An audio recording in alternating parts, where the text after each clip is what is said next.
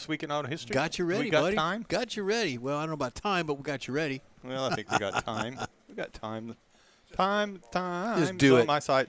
Do it. This week in auto history, the new Ford Mustang or Probe. It was actually going to be called the Mustang till Ford.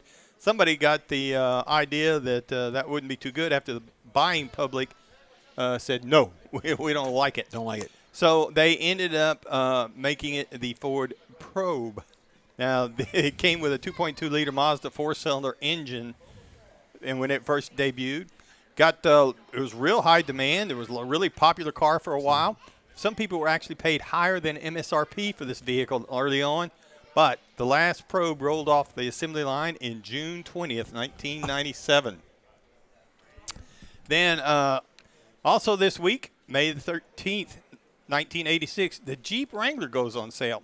Now, it may sound kind of strange, but prior to Chrysler buying the Jeep from AMC in 1987, it was a Jeep, but it was called a YJ, CJ. They had a lot of different names for it, but it was not called the Wrangler until Chrysler bought it and then produced it out and renamed it with the Wrangler. I'll be darned. So they've sold more than 100,000 Wranglers per year since 2011 and more than 200,000 since 2018. A year, vehicles sold. Majority of those are now four-doors. I think it's almost 75% now.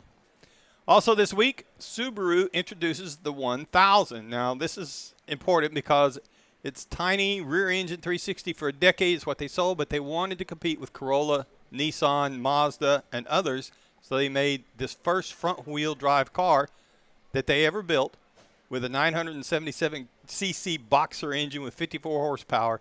And they produced that until 1969. And that would be this week in auto history. You're a miracle worker, Mars. Is he?